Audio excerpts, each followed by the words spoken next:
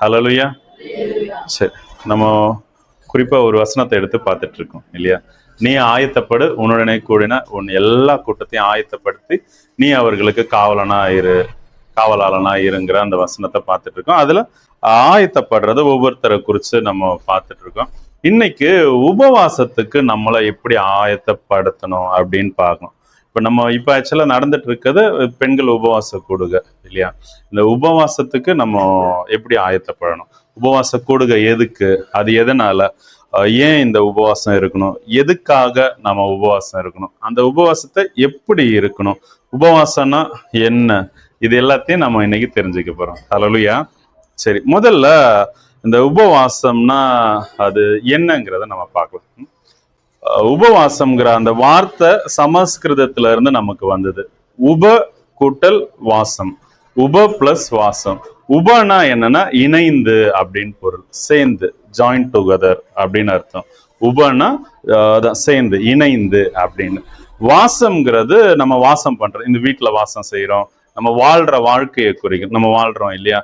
வாசம்னா நம்ம ஒரு இடத்துல வாசம் செய்யறோம், அதாவது அந்த இடத்துல நம்ம பரிமாறுறோம், வாழ்றோம் அப்படின்னு பொறுத்து. உபவாசம் இணைந்து வாழ்றதுக்கு பேரு தான் உபவாசம் அப்படின்னு. அப்ப யாரோட இணைந்து வாழணும்? நம்ம தேவனோட இணைந்து வாழணும் இல்லையா? அப்ப நம்ம தேவனோட இணைந்து வாழ்ற அந்த நாட்கள், நேரத்தை தான் நம்ம உபவாச நாட்கள் அப்படின்னு சொல்றோம். ஹல்லேலூயா. அப்போ தேவ சிந்தை இல்லாம வேற எதுக்குள்ளேயும் அந்த நேரங்கள்ல நம்ம போகக்கூடாது. சரியா? அப்ப உபவாசம்ங்கிற வார்த்தைக்கு உண்டான மீனிங் உங்களுக்கு புரிஞ்சுது. சரியா? அப்போ நம்ம ஏன் உபவாசம் இருக்கணும் அப்படிங்கிறத நம்ம பார்க்கலாம். கேட்க ஒருவேளை ஆச்சரியமா இருக்கலாம். டவுட்ஸ் இருந்தா நீங்க முடிச்சதுக்கு அப்புறமா வந்து கேளுங்க. மார்க் என்பவர் எழுதின சுவிசேஷ பகுதியில 2வது அதிகாரம் 18வது வசனம் கடைசி பகுதியிலிருந்து நான் வாசிக்கிறேன். மார்க் 2:18 கடைசியில இருந்து. அப்போ அந்த ஜனங்க கேட்கிறாங்க இயேசு கிறிஸ்துவின் இடத்துல, உம்முடைய சீஷர் உபவாசியாமல் இருக்கிறது என்ன? அதாவது யோவானுடைய சீஷர் எல்லாருமே உபவாசம் பண்றாங்களே, உங்க கூட இருக்கிற சீஷர்கள் வந்து உபவாசம் பண்றது இல்லையே அப்படின்னு கேட்கிறான். அதுக்கு இயேசு கிறிஸ்து என்ன சொல்றாருன்னா, மணவாளன் தங்களோடு இருக்கையில் மணவாளனுடைய தோழர் உபவாசிப்பார்களா? மணவாளன் தங்களுடனே இருக்கும் வரைக்கும் உபவாசிக்க மாட்டார்கள். மணவாளன் அவர்களை விட்டு எடுபடும் நாள் வரும், அந்த நாட்களிலே உபவாசிப்பார்கள் அப்படின்னு சொல்ற. அதாவது மணவாளன் நம்ம கூட இருக்கும்போது உபவாசிக்க வேண்டாம் அப்படின்னு சொல்லுது. அது யாராச்சும் உபவாசிப்பாங்களா அப்படின்ட்டு. அப்போ உபவாசம்னா என்னன்னு பார்த்தா, உபவாசமும் விரதமும் ரெண்டும் தனித்தனி. ஆனா இங்கிலீஷ்ல பார்த்தா ரெண்டுத்துக்குமே ஃபாஸ்டிங்னு தான் வரும். விரதம் வந்து புறஜாதியார் இருக்கிறது, நமக்கு பைபிள்ல கொடுக்கப்பட்டிருக்கிறது உபவாசம். ரெண்டும் எனக்கு தெரிஞ்சு ரெண்டுமே முரண்பாடான கருத்துக்கள் கொண்டது. விரதத்தை பத்தி நம்ம தெரிஞ்சுப்போமே. விரதத்துல நிறைய இருக்கு. இப்ப மௌன விரதம், உண்ணா விரதம், இந்த மாதிரி நிறைய இருக்கு. இது அவங்க தங்களுடைய தேவர்கள் என்று எண்ணப்படுறவங்களுக்கு அவங்களுடைய இருதயத்தை, உடம்ப இதெல்லாம் சுத்தப்படுத்துறதுக்கு வேண்டி அவங்க இருப்பாங்க. அவங்களுக்கு அப்படி எப்படி இருக்கணும்னு பொருள். இப்போ ஒரு சில வார்த்தைகள் பேசக்கூடாது.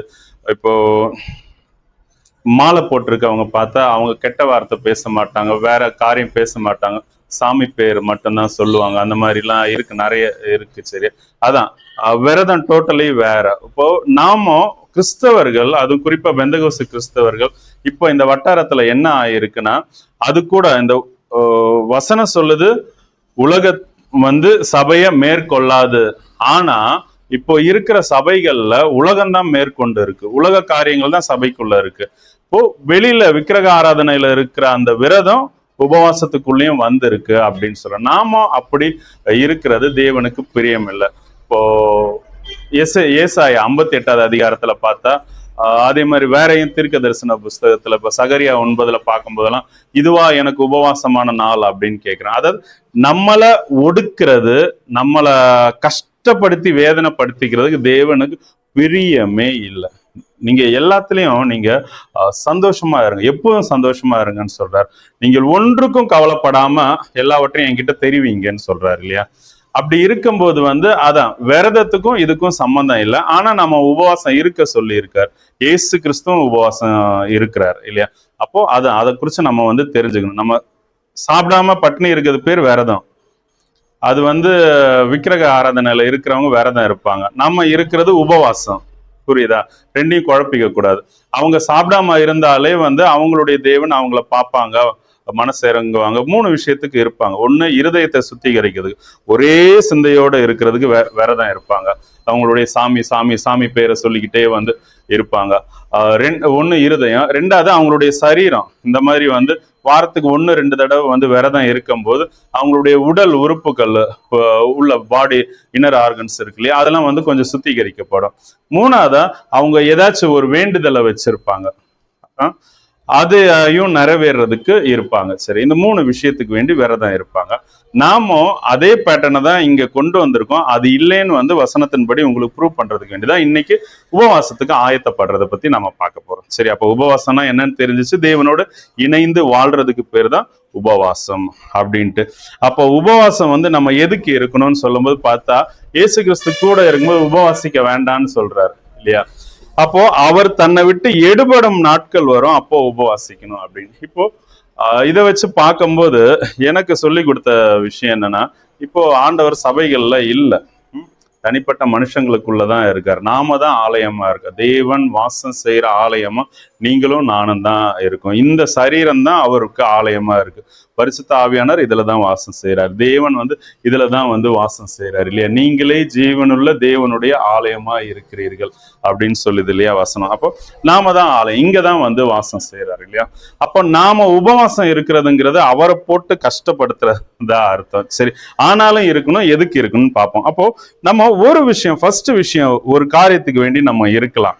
இங்க சொல்றாரு, மணவாளன் அவர்களை விட்டு எடுபடும் நாள் வரும், அந்த நாட்களில் உபவாசிப்பார்கள் அப்படின்ட்டு. அப்போ இயேசு கிறிஸ்து என் கூட இல்ல, அவர் பேசுறது எனக்கு கேட்கல, அவர் சொல்லி கொடுக்கறது எனக்கு புரியல, எனக்கும் ஆண்டவருக்கும் உள்ள கனெக்ஷன் பிளாக் ஆயிடுச்சு, நானும் தேவனும் பிரிஞ்சு இருக்கோம் அப்படிங்கிற எண்ணம் உங்களுக்கு வந்துச்சுன்னா, சிம்பிளா சொன்ன, ஆண்டவர் சத்தம் உங்களுக்கு கேட்கலையா? அவர் பேசுறது டெய்லியும் கேட்ட ஆராதனையில கேட்ட மாதிரி மண்ணா எடுக்கும்போது ஒரு வார்த்தையுமே உங்களுக்கு வரல, அந்த மாதிரினா நீங்க கண்டிப்பா உபவாசம் இருக்கணும். அது எப்படி இருக்கணும்னு நம்ம பாக்குறோம். சரியா, ஆண்டவர் பேசுற சத்தம் தெரியல, அவர் எதுக்கு ஜெபிக்க சொல்றாருன்னு புரியல, வாழ்க்கையில் நம்ம அடுத்த கட்டமா என்ன செய்யணுங்கிற காரியம் எனக்கு தெரியல, வீடு கட்டணுமா, இல்ல பிள்ளைங்களை கல்யாணம் பார்க்கணுமா, என்ன படிக்க போகணும், யார் மாப்பிள்ளையா எடுக்கணும், இந்த மாதிரி கன்ஃபியூஷன்ல இருக்கோமா, கண்டிப்பா உபவாசம் இருந்தாகணும். எதுக்கு அப்போ உபவாசம் இருக்கணும்? தேவனோட சேர்ந்து வாழ்றதுக்கு உபவாசம் இருக்கணும். தேவன் நம்ம கூட இல்லைங்கிற உணர்வு எப்போ வருதோ உடனே உபவாசம் இருந்து ஆகணும். அந்த உபவாசத்தை எப்படி இருக்கிறது? மத்தேயு 6வது அதிகாரம் 17வது வசனத்தை நான் வாசிக்கிறேன். நீ உபவாசிக்கும் போது அந்த உபவாசம் மனுஷர்களுக்கு காணப்படாமல் அந்தரங்கத்தில் இருக்கிற உன் பிதாவுக்கே காணப்படும்படியாக உன் தலைக்கு எண்ணெயை பூசி உன் முகத்தை கழுவு. அப்பொழுது, எப்படி? அப்பொழுது இந்த விஷயத்தின்படி நீங்க செஞ்சீங்கன்னா அந்தரங்கத்தில் பார்க்கிற உன் பிதா உனக்கு வெளியரங்கமாய் பலன் அளிப்பார். ஹல்லேலூயா. அடுத்து இன்னொரு காரியம் சொல்றாரு, பூமியிலே உங்களுக்கு பொக்கிஷங்களை சேர்த்து வைக்க வேண்டாம் அப்படின்ட்டு.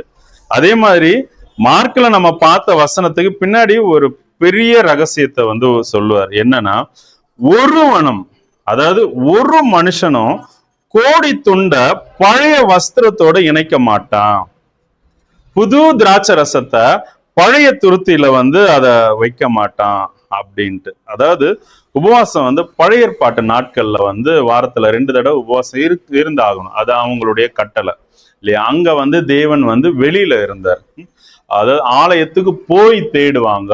இப்போ நமக்குள்ள இருக்காரு. நம்ம ஆலயத்துக்கு போக வேண்டிய காரணமே நமக்குள்ள இருக்கிற அந்த உணர்வை நம்ம சரியா புரிஞ்சுக்க முடியல, வீட்டுல இருந்து ஜெபிக்க முடியல, எந்த இடத்துல இருந்தும் தேவனோட சஞ்சரிக்கிற அனுபவம் நமக்கு இல்லாதனால வேற வழி இல்லை, நம்ம எங்கேயாவது போய் தான் ஜெபிக்க வேண்டியது இருக்கு.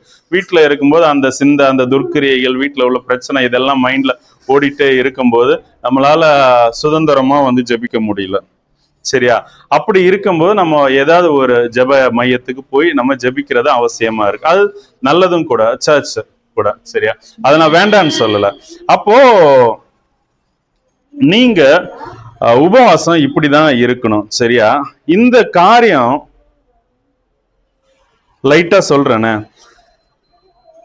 பழசு புதுசு இல்லையா? பழசோட புதுசை இணைக்க மாட்டாங்க. இயேசு கிறிஸ்துக்கும் நியாயப்பிரமாணத்துக்கும் வந்து இது கிடையாது. நியாயப்பிரமாணத்தை நிறைவேற்ற இயேசு கிறிஸ்து வந்தார். நியாயப்பிரமாணம் முடிஞ்சிச்சு. போன வாரமே அந்த வசனம் எடுத்து வாசிச்சிருப்போம். எபிரேயர் 7:18 ரெண்டுமே அது நியாயப்பிரமாணம் ஒன்னையும் பூர்ணப்படுத்தவே இல்லை, அது பலவீனமா இருந்தது, அது அதன் பயனற்றதா இருந்தது, இந்த 3 வார்த்தை சொல்லி இருக்கும். சரியா? அப்போ அதனால நியாயப்பிரமாணம் முடிஞ்சிச்சு. கிறிஸ்துவனுடைய பிரமாணத்துலதான் இருக்கும். அது மெல்கிசேதேக்கினுடைய முறைமை அப்படின்னு சொல்லுவோம். சரியா? அப்போ நீங்க இதை புரிஞ்சுக்கணும். அப்போ புதிய ஏற்பாட்டுல இருக்கிற உபவாசம் வேற, பழைய ஏற்பாட்டுல இருக்கிற உபவாசம் வேற. பழைய ஏற்பாட்டுல ரெட்டுடுத்தி சாம்பல்ல உட்கார்ந்து அவங்க தேவன் ஏதாச்சும் தங்களுக்கு, தங்களுடைய சுய எண்ணத்துக்கு, தங்களுடைய சுய வாழ்ற உலக வாழ்க்கைக்கு தேவைப்படும்படியா உபவாசம் இருந்தாங்க. நீங்களும் நானும் அதுக்கு இருக்க கூடாது. ஏன்னா பிதாவாகிய தேவன் உங்களுக்கு இன்னது வேணும்னு அவர் அறிந்திருக்கார். நம்ம எதுக்கு உபவாசம் இருக்கணும்? இந்த 17வது வசனத்துல இருந்து 4 விஷயத்த நம்ம கத்துக்க போறோம். நீங்க உபவாசம் இருக்கும்போது அந்த உபவாசம் மனுஷர்களுக்கு காணப்படாமல், ஃபர்ஸ்ட் பாயிண்ட், நீங்க உபவாசம் இருக்கிறது மனுஷங்களுக்கு தெரியக்கூடாது. ஆனா என்ன, நம்ம சர்ச்சிலே உபவாச கொடுக்கதான், இதுவே உபவாச கொடுக்கதான். இப்ப நான் உபவாச கொடுங்கன்னு சொல்லும்போது உங்க எல்லாருக்கும் தெரியுது உபவாச கொடுங்கன்னு. நீங்க ஒருவேளை வீட்லயோ மத்தவங்கள இன்வைட் பண்ணும்போது என்ன சொல்லி, இங்க ஒரு உபவாச கூட்டம் நடக்குது அப்படி சொல்லிதான் வந்து கூப்பிடணும் இல்லையா? அப்ப மனுஷங்களுக்கு தெரியக்கூடாதுன்னு சொல்றாரு. எப்படின்னா, இப்போ உபவாச கூட்டத்துல இப்போ நீங்க வரீங்க இல்லையா? உபவாசம்ங்கிறது இப்போ வந்து அப்படி பேர் வச்சிருக்கு. சரியா? இந்த 2 மணி நேரம் தேவனோட இணைஞ்சு இருக்கிறீங்க, அதனால இது உபவாசம் கூட்டம். அதுவும் குறிப்பா ஒரு சில விஷயத்துக்கு வேண்டி நம்ம எல்லாருக்கிட்டையும் கொடுத்துருப்போம் இல்லையா? அந்த துண்டு, அந்த 7 காரியத்துக்கு வேண்டி நம்ம வந்து ஜெபிப்போம். மெயின் மையம் அதுதான். சரியா? அப்போ அதுவும் பெண்களுக்காக, துன்மார்க்கத்துல இருக்கிற பிள்ளைங்களுக்காக நம்ம வந்து ஜெபிக்கிறோம். இதுதான் மையம். அது வந்து நம்ம கொஞ்சம் ஒடுக்கி வந்து ஜெபிக்க வேண்டியது இருக்கு. அது ஏன்னு சொல்லிட்டு நான் சொல்றேன், உபவாசத்தை குறிச்சு சொல்லி முடிக்கும் போது. சரியா? இப்போ நம்ம இந்த காரியத்தை பார்க்கலாம். மனுஷர் காணப்படாமல்னு சொல்லி இருக்கு. இப்போ சர்ச்சில் எல்லாம் எல்லாரும் உபவாச கூட்டம்னு தான் போஸ்டர் இதெல்லாம் அடிக்கிறாங்க. நம்மளுமே அதைத்தான் வந்து செய்யறோம் இல்லையா? இது என்ன அப்படின்னா, இப்போ நீங்க இருக்கிற உபவாசம், அதாவது நீங்க சர்ச்சுக்கு போனாலும் என்னன்னாலும், இப்போ ஒரு வார்த்தை சொல்லி ஜெபிச்சாங்க இல்லையா?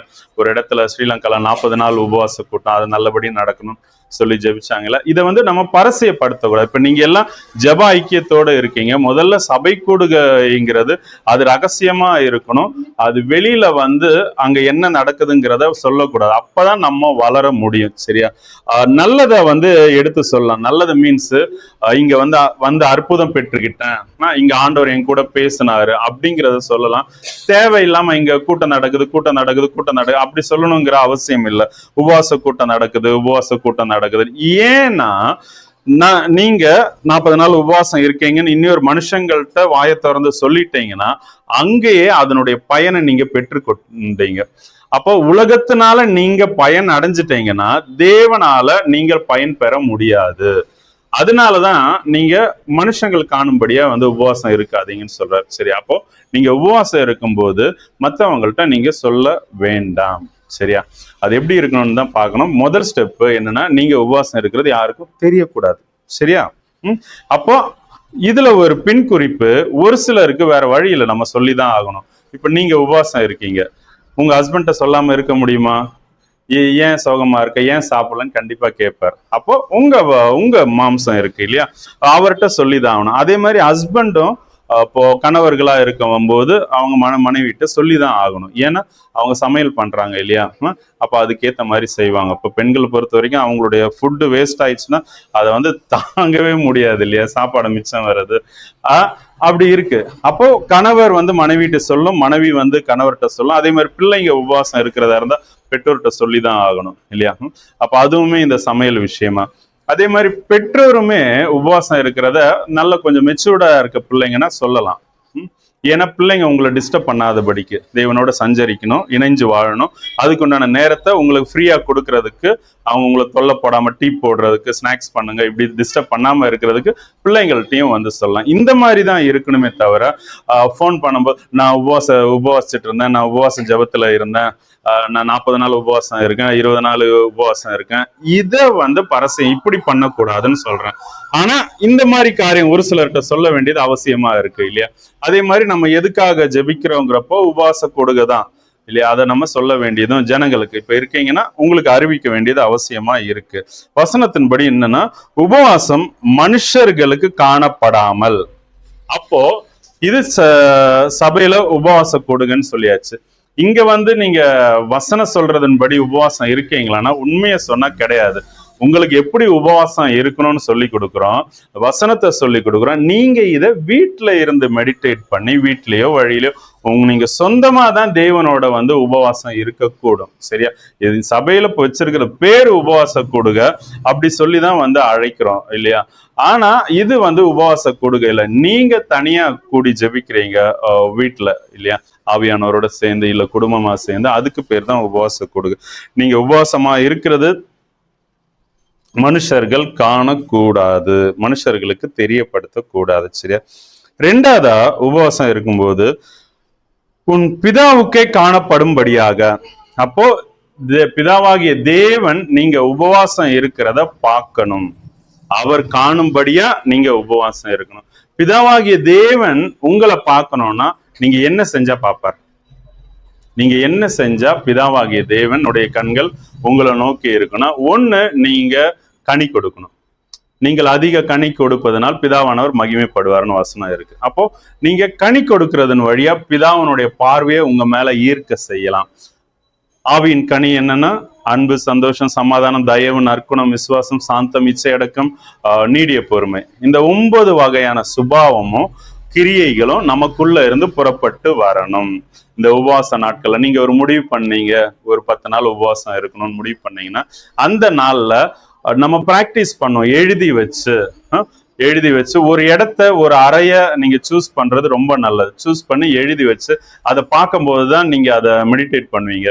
ஐயோ, நான் அன்பா இருக்கணும், நான் பொறுமையா இருக்கணும், நான் சாந்தமா இருக்கணும், எந்த டைமும் எமோஷன் ஆகிடக்கூடாது, டென்ஷன் ஆகிடக்கூடாது, கோவப்பட்டுறக்கூடாது, எரிஞ்சு விழுந்துடக்கூடாது, சாபமான வார்த்தை வந்துடக்கூடாதுங்கிறது உங்களுக்கு பிரெயினுக்கு தெரியணும்னா நீங்க எழுதி வச்சா அதை அடிக்கடி பார்த்து அதை உங்களுக்குள்ளேயே முணுமுணுத்துட்டு இருந்தாதான் அது முடியும் இல்லையா? பிராக்டிஸ் பண்ணாம முடியாது. ஆவியானவர் உங்களுக்கு உதவி செய்வார் அதுக்கு. சரியா? அப்போ தேவனுக்கு பிரியமா அவர் நடந்துகிட்டாதான் அவருடைய பார்வை உங்க மேல படும் இல்லையா? அவருடைய பார்வைப்படுறதுக்கு முதலாவதா நீங்க கனி கொடுக்கலாம். சரியா? ரெண்டாவதா சுவிசேஷம் அறிவிக்கலாம். காஸ்பல் அப்படின்னு சொல்லுவாங்க, நற்செய்தி. கிறிஸ்துவனுடைய அன்பை, கிறிஸ்துவனுடைய சுபாவத்தை நீங்க மத்தவங்களுக்கு சொல்லலாம். இதனால தேவன் ரொம்ப பிரியப்படுவார் இல்லையா? அவரை அறிவிக்கிறோம். மூணாவதா எதுல பிரியப்படுவார்னா, அவர் துதிகள் மத்தியில வாசம் செய்யற தேவன். இது ரெண்டு ஒருவேளை ஃபர்ஸ்ட் சொன்ன ரெண்டும் கஷ்டமா இருக்கலாம். இது உங்களுக்கு ஈஸி, துதிக்கிறது இல்லையா? இப்ப நிறைய பேர் பாத்தீங்கன்னா, அதுவும் அதிகமா பெண்கள் நான் பார்த்திருக்கேன். அவங்க அதிகமா, ஏன்னா அவங்க அழுறது ஹஸ்பண்டுக்கே கூட தெரியாது இல்லையா?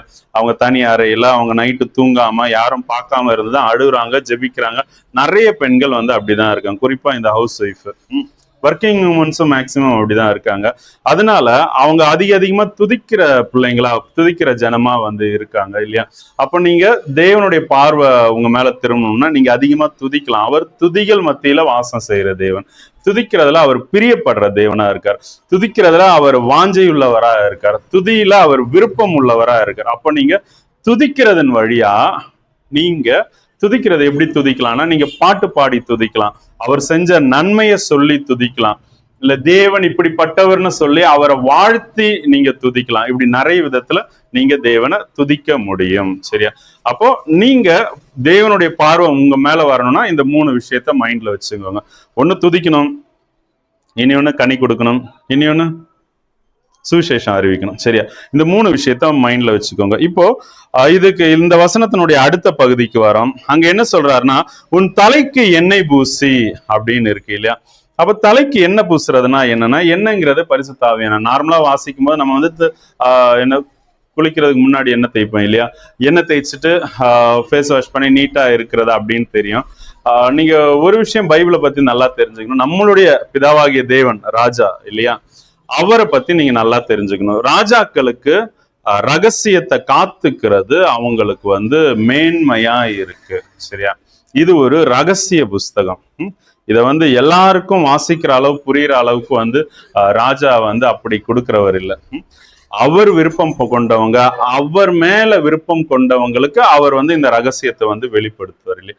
அப்ப நம்ம இதை இப்படி கம்பேர் பண்ணி தான் பார்க்கணும். இதை ஒரு ஆங்கிள் பார்க்கும்போது எப்படின்னா, உன் தலைக்கு எண்ணெய் பூசினா இப்ப பரிசுத்த ஆவியானவர் தான். இப்ப எண்ணெய் பூசிங்கிறப்ப தலையில எண்ணெய்ங்கிறப்போ அது அபிஷேகத்தை குறிக்கிறது. பழைய வாசவங்களுக்கு தெரியும், அது வந்து ஒரு அபிஷேகம். அப்போ நீங்க உபவாசிக்கிறதுக்கு நீங்க எப்படி உபவாச இருக்கணும்னா, உங்க தலைக்கு என்ன பூசி அப்படின்னு சொன்னா, உங்களை ஆல்ரெடி அவர் வந்து அதான் அபிஷேகம் பண்ணியாச்சு. நீங்க அந்த அபிஷேகத்துல இல்ல, அந்த அபிஷேகத்தின்படி நடந்து கொள்ளும்படிக்கு நீங்க உபவாசம் இருக்கணும்னு சொல்லுது. இப்போ 1 John 2:27 சொல்லியிருக்கு, நீங்க பெற்ற அபிஷேகம் உங்களை நிலைச்சிருக்கு. நீங்க அந்த அபிஷேகத்துல நிலைச்சிருந்தா உங்களுக்கு ஒருத்தரும் சொல்லி கொடுக்க வேண்டாம், அந்த அபிஷேகமே உங்களை வந்து வழி நடத்தும் அப்படின்ட்டு. பரிசுத்த ஆவியானவருடைய நிறைவை தான் நாம அபிஷேகம் அப்படின்னு சொல்றோம் இல்லையா. அப்போ நீங்க மூணாவதா எப்படி உபவாசிக்கணும்னா, நீங்க தொலைஞ்சு போன அந்த அபிஷேகத்துல நிரம்பிதான் நீங்க வந்து உபவாசிக்கவே செய்யணும். சரியா. நீங்க எப்படி அப்போ அந்த அபிஷேகத்துல குறைவுபடும் போது, இப்போ தேவன் அபிஷேகம் மீன்ஸ் அபிஷேகம் எதற்காகன்னு சொல்லி இருப்பேன், ஆனாலும் சொல்றேன். எதுக்குன்னா, உங்களுக்கு ஒரு ஒர்க் கொடுக்கறது, பரலோக வேலைய உங்களுக்கு கொடுக்கறது. இப்போ ஒரு போஸ்ட், ஒரு பதவி, ஒரு டிசிக்னேஷன் இல்லையா, ஒரு அப்பாயின்மெண்ட் பண்றதுதான் அபிஷேகங்கிறது. தாவீதை என்னவா அபிஷேகம் பண்றாங்க? ராஜாவா, இஸ்ரேல் ஜனங்களுடைய ராஜாவா இல்லையா. எலிசாவை என்னவா அபிஷேகம் பண்றாங்க? தீர்க்கதரிசியா. எலியாவனுடைய ஸ்தானத்துல அபிஷேகம் பண்றாங்க இல்லையா. அப்போ பவுல என்னவா அபிஷேகம் பண்றாங்க? பவுலையும் பர்னபாவையும் அவருடைய ஊழியத்தை செய்யறதுக்குன்னு சொல்லிட்டு அவங்க வந்து ஜெபம் பண்ணி பிரிச்சு விடுறாங்க இல்லையா. அப்போ அபிஷேகங்கிறது ஒரு வேலையை நிர்ணயிக்கிறது, ஒரு ப்ராஜெக்ட், பரலோக வேலையை நீங்க செய்யும்படியா தேவன் ஆவியா உங்க மேல இறம்புறதுக்கு பேரு தான் அந்த அபிஷேகம். அதை வந்து மனுஷர்கள் மறந்து தங்களுடைய தேவை, தங்களுடைய எண்ணம், தங்களுடைய வாழ்க்கைக்கு தேவைக்கு தான் தேவனை வந்து தேடுறாங்க. அதுக்கு வேண்டிதான் அந்த அபிஷேகத்தை பிடிச்சுக்கிறாங்க. ஆவியில நிரம்பி ஜெபிக்க மட்டும்தான் யூஸ் பண்றாங்க. ஆனா வசனம் சொல்லுது, நீங்க உபவாசிக்கும் போது உங்க தலைக்கு எண்ணெய் பூசிதான் ஆகணும். அதாவது நீங்க அந்த அபிஷேகத்துல தான் இருக்கணும். அந்த அபிஷேகங்கிறது நீங்க இழந்தது. இப்போ என்கிட்ட அவர் உன் பிதாக்களுடைய தேசத்துக்கு போன்னு சொன்னார். அப்போ நான் இங்க அதனாலதான் வந்தேன். கன்னியாகுமரி எனக்கு துளி கூட பிடிக்காத, அதுவும் நான் ஓப்பனா சொல்றேன், எல்லாரும் கன்னியாகுமரி ஆளுங்க, என் மனசுல உள்ளதை ஓப்பனா சொல்றேன். சரியா. இப்ப நான் மெட்ராஸ்ல இருந்தேன்னா ஏனோ தெரியாது இங்க பிடிக்காது. ஆனா தாத்தாவையும் பாட்டியும் அம்மாவுடைய அப்பா அம்மாவை எனக்கு பிடிக்கும், ரொம்ப நல்லா பிடிக்கும். சரியா. வேற எதுவுமே வந்து எனக்கு பிடிக்காது. இங்க இருக்கிற இடம், கிளைமேட்டு, மரம், ரோடு எதுவும் பிடிக்காது. நான் மொத்தத்துல வேற என்ன சொல்றது, மெட்ராஸ்ல பில்டிங்கு, காரு, ரோடு, கடைங்க இந்த மாதிரி எல்லாம் பார்த்து வளர்ந்தேன்னா எனக்கு அதுதான் பிடிக்கும். எனக்கு இங்க கிராமம் ஒரு துளி கூட பிடிக்காது.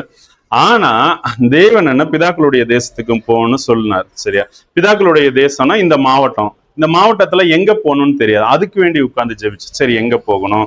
நான் நினைச்சேன் நாகர்கோவில் இடம் அந்த மாதிரி போய் தான் ஊழியம் பண்ற மாதிரி இருக்கு. நாகர்கோவில் இல்லைன்னா மார்த்தாண்டத்துல எனக்கு தெரிஞ்சு கொஞ்சம் இடம் இருக்கு, அங்க ஊழியத்துக்கு வச்சிருப்பாருன்னு நினைச்சேன். அவர் வந்து கரெக்டா வந்து இந்த வீட்டுக்கு தான் வந்து வர சொன்னார். அம்மாவுடைய வீட்டு இந்த நடுஹால காமிச்சு இங்கதான் வரணும் அப்படின்னு சொன்னார். சரி சரி என்ன பண்ணணும், இது ஒவ்வொன்றுமே அவர் சொல்றார். அப்போ நீங்க அந்த அவர் உங்களுக்கு நியமிச்ச வேலை, இப்ப நான் சொல்றேன் இல்லையா, இந்த கூடுகையினுடைய நோக்கம் இதுதான் அப்படின்னு சொல்றேன் இல்லையா, ஒரு சில காரியங்கள்.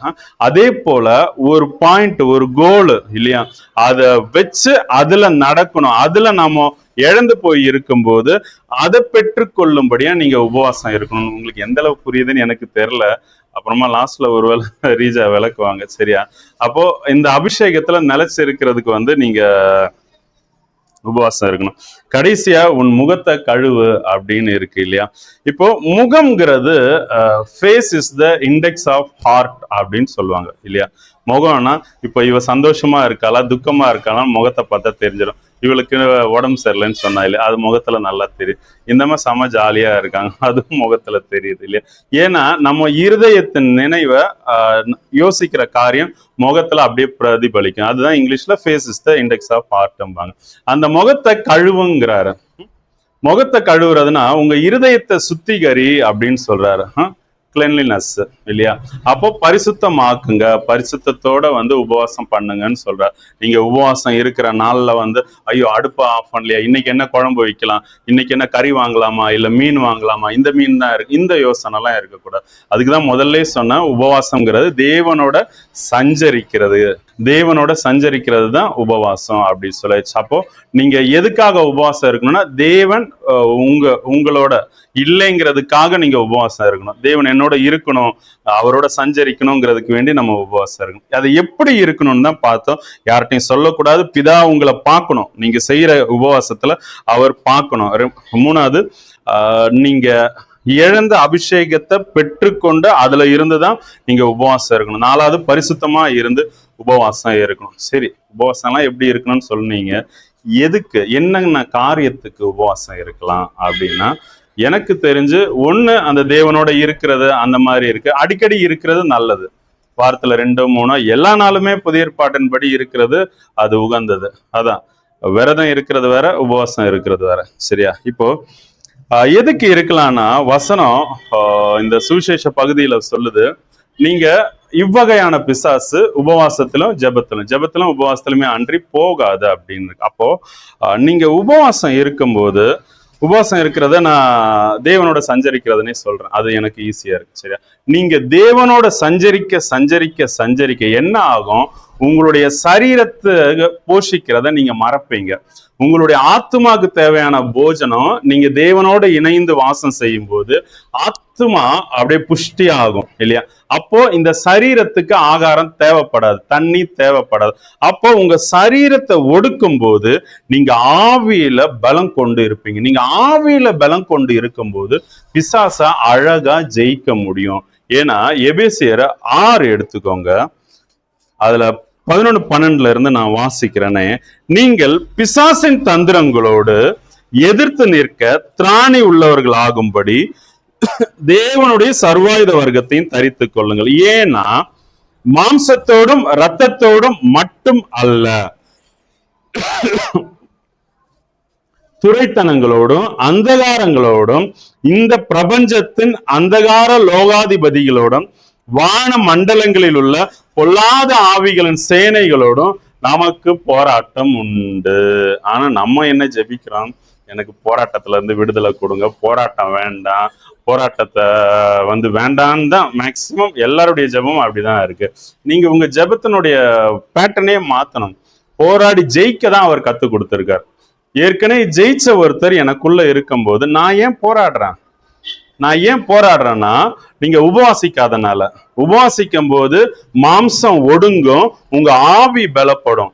ஆவியினாலதான் ரோமர் 8 சொல்லியிருக்கு, மாம்ச கிரியைகளை அழிக்க முடியும். நீங்க ஆவியில பலப்பட்டீங்கன்னா இந்த பிசாசனுடைய கிரியைகளை ஈஸியா அழிக்கலாம். அப்படிதான் இங்க அதுதான் திரும்பவும் கூட சொல்றேன், மாம்சத்தோடும் இரத்தத்தோடும் மட்டும் அல்ல, மாம்சத்தோடு இரத்தத்தோடு மட்டும் இல்லை. அப்போ எல்லாத்தோடையும் நமக்கு போராட்டம் இருக்கு. சரியா? இந்த வசனத்தோட பார்க்கும்போது எல்லாத்தோடையும் போராட்டம் இருக்கு. அப்ப நீங்க இது எல்லாமே நம்ம ஜெயிச்சுதான் ஆகணும். வசனம் சொல்லுது. எப்படி ஜெயிக்க முடியும்? கிறிஸ்துவோடு, அவருடைய ஆவியோடு. இதுல தேவனுடைய சர்வாயுத வர்க்கம் என்ன? தேவ வசனமாகிய ஆவியின் பட்டயம் கடைசியா சொல்லி இருக்கு இல்லையா? நான் அதை மட்டும் தான் சொல்றேன். சரியா? அப்போ அதை எடுத்துதான் சண்டை போடணும். பாக்கி எல்லாமே கவசம், நம்மளை காத்து கொள்றது. ஆனா பிசாசை நீங்க ஜெயிக்கிறதுக்கு ஒரே ஒண்ணுதான் இருக்கு, ஆவியின் பட்டயம் இல்லையா? அது தேவனுடைய வசனமா இருக்கு. நீங்க வசனத்தை வச்சுதான் போராடணும். இயேசு கிறிஸ்து உபவாசம் இருந்தாரா? இருந்தார். அவர் ஞானஸ்தானம் எடுத்து பெற்று கரையேறின உடனே எப்படி உபவாசம் இருந்தார்னா, ஆவியானவர் பிசாசுனாலே சோதிக்கப்படும்படியாக அவரை வனாந்தரத்துக்கு கொண்டு போனார். ஆமா தானே? நீங்க பாக்குறத பார்த்தா நான் ஏதோ போய் சொல்ற மாதிரி இருக்கு. எடுத்து வாசிக்கலாம். 4:2 மத்தேயு. வேகமா எடுத்தவங்க வாசிங்க.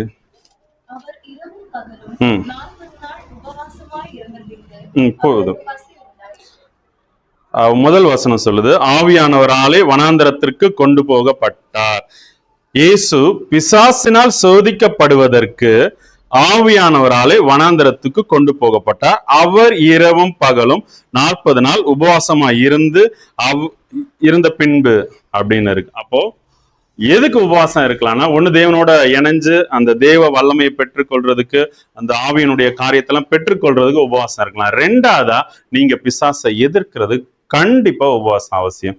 உபவாசம் இல்லாம பிசாசை எனக்கு தெரிஞ்சு எதிர்க்க முடியாது. ஒரு சில பிசாசை வந்து எதிர்க்கலாம். மற்றபடி நீங்க எக்ஸாக்டா இப்போ நீங்க பாத்தீங்கன்னா, இப்போ உங்களுக்கு ஒருவேளை சபையில சொல்லி கொடுக்கறது கடினமா ஜெபிக்கும் போது அந்த அந்த நேரத்துக்கு ஒரு சில வாரத்துக்கு, நாட்களுக்கு, மாசத்துக்கு தான் அந்த போராட்டம் போகுமே தவிர திரும்பவும் அதே பிரச்சனை வரும்.